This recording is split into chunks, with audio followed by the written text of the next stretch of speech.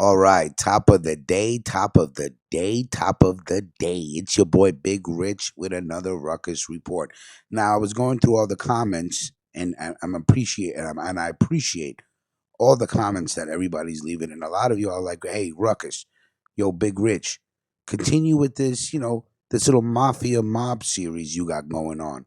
So I was, reading some newspapers yesterday, and I came across a really cool article, and I wanted to share it with you guys. Okay, the name of this little video clip is "Who is John Sonny Franzese?" Who is John Sonny Franzese?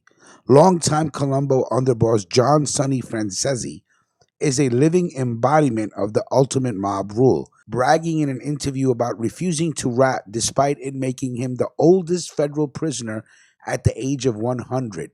Wheelchair bound Francesi, now 102 and living in a nursing home, told Newsday about his life of crime and how he stuck to the Goodfellas adage, never rat on your friends and always keep your mouth shut, despite facing 50 years behind bars. They wanted me to roll all the time, Francesi insisted. I couldn't do that because it's my principle. I could never give up. I could never give a guy up because I knew what jail was. I wouldn't put a dog in a jail pod. Speaking for the first time since his release in June 2017, Francesi bragged to the paper that no one in history has done as much as he did. Jesus suffered, he said. He didn't squeal on nobody.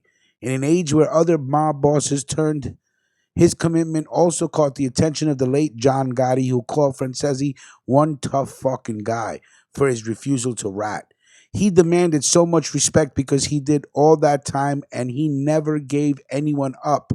The late Bernard Welsh, an FBI agent who arrested Francesi for violating parole, once admitted. Francesi's commitment was so firm he reportedly went along with contracts on the lives of two of his sons who turned rat, though neither were killed. One, John Jr., 58, even wore a wire and gave evidence against the Colombos and his dad, sending him back to jail when he was 93. Quote, I don't know what happened to him, the aging mobster told the paper of the son who entered federal witness protection. Maybe all the drugs he took screwed his mind up. Listen, it broke my heart. He would be the last guy I thought would do that, but he did it. And says he now, who has a pacemaker, hearing aids, and broken hip, had been tipped in the 1960s as a potential new Colombo boss. He was linked by law enforcement to a multi-million-dollar bookmaking, loan sharking, and extortion rackets, and was even caught on tape seemingly alluding to multiple murders he claimed to have committed.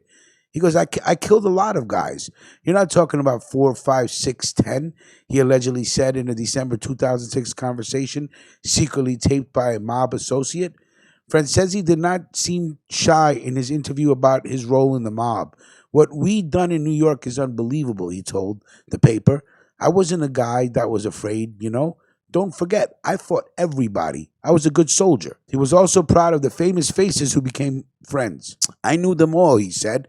When asked about the Rat Pack, Dionne Warwick, and Frank Sinatra, you asked the question the wrong way, he told the reporter. You should have asked, did Frank Sinatra know Sonny Francesi?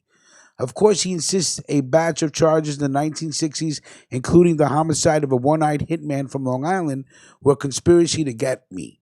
There's no question about it, he told the paper. He beat all the cases but for conspiracy to rob banks across the country and was sentenced to 50 years in prison.